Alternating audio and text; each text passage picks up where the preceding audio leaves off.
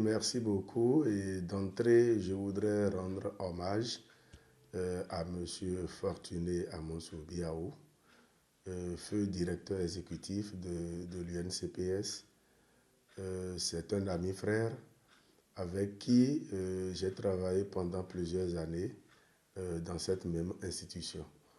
Euh, c'est c'est la loi de la nature qui s'impose à nous. Il n'est plus et les activités de l'organisation doivent continuer.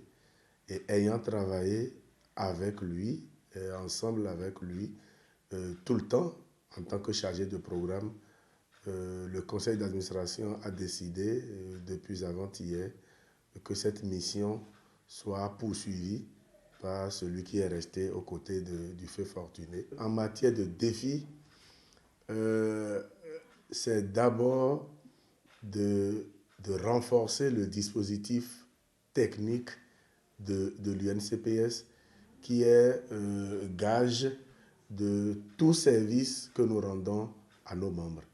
Donc c'est d'abord de redynamiser l'équipe, de donner encore de la force aux collaborateurs, certains qui ont également connu une promotion. On a désormais un chargé de programme, on a désormais un chargé de suivi et évaluation, on a un chargé de communication. L'administration, c'est toujours là, une secrétaire administrative et une comptable. Et l'innovation aussi est que nous avons désormais, par rapport à notre modèle phare de service que nous rendons aux membres, on a désormais un coordonnateur national chargé du crédit achat intrant groupé, CAIG. Et parlant de ça, c'est de vous dire que c'est le principal défi auquel nous sommes actuellement confrontés parce que le CIG est un modèle complet qui nous permet de rendre des services en amont et en aval à nos membres.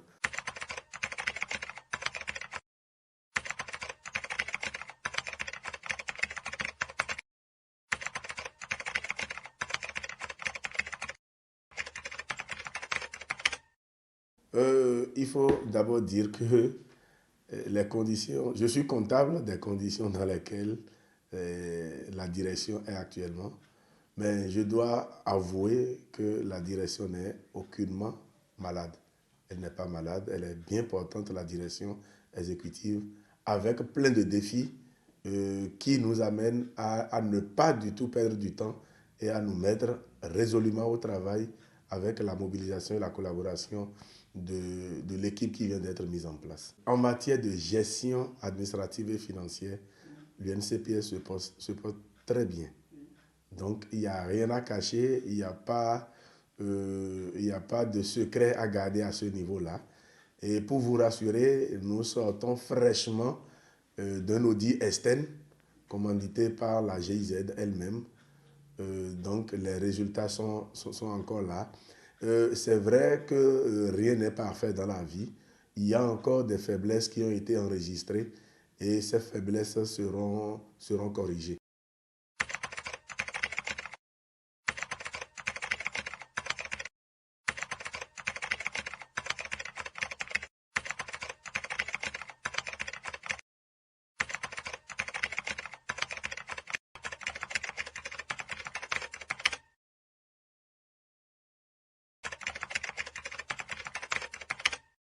Oui, j'avoue, quand on lit et on entend sur les réseaux sociaux que les producteurs veulent abandonner la filière soja, ça doit faire peur.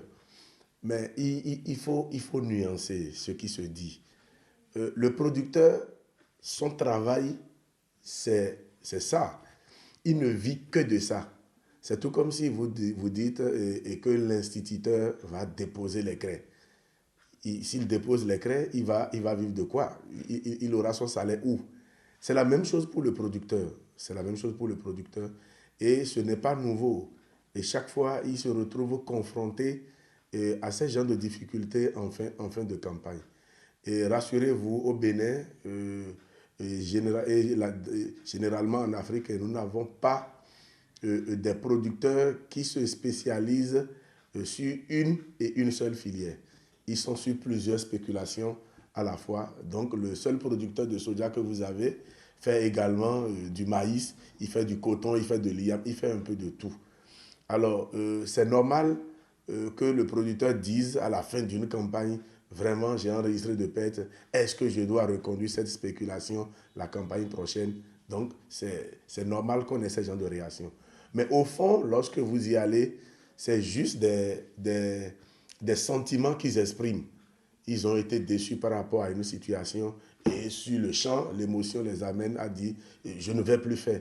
Mais à la longue, quand ils reprennent les décisions et quand ils rentrent dans un système de rotation que nous avons toujours développé, où le producteur ne doit pas faire la même spéculation sur une même parcelle, ils reviennent sur leurs décisions pour et se lancer dans l'activité, parce qu'ils ne vivent que de ça. La preuve, actuellement, nous sommes en train de monter les dossiers pour le crédit.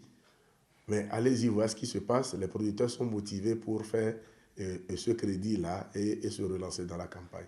Mais ce serait malhonnête de ne pas dire exactement ce qui s'est passé. L'expression de ce sentiment est normale. C'est des producteurs qui ont eu de crédit pour le compte de la campagne écoulée, la campagne 2022-2023, qui ont produit le soja grain. Et via leur coopérative, ils doivent mettre sur le marché leur production et pouvoir rembourser le crédit. Et ils constituent les stocks au niveau des magasins et subitement, une difficulté liée à l'accès au marché pointe, où ils n'ont plus la possibilité de vendre leur production à un prix compétitif. Et le prix qui leur est proposé ne leur permet pas de pouvoir rembourser le crédit et se relancer dans la campagne qui vient. Ils ont gardé les stocks, ils ont cherché des marchés jusqu'à un moment où ils sont rentrés en impayé.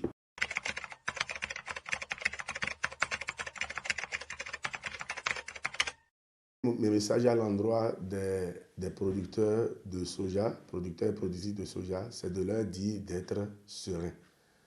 Et que face à toute difficulté, il faut avoir la tête posée sur les épaules. De ne pas paniquer. Que leur fêtière est en train de se battre aux côtés des autorités pour que cette situation que nous traversons actuellement soit réglée et totalement. Cela pourra nous permettre de tirer des leçons et de prendre des mesures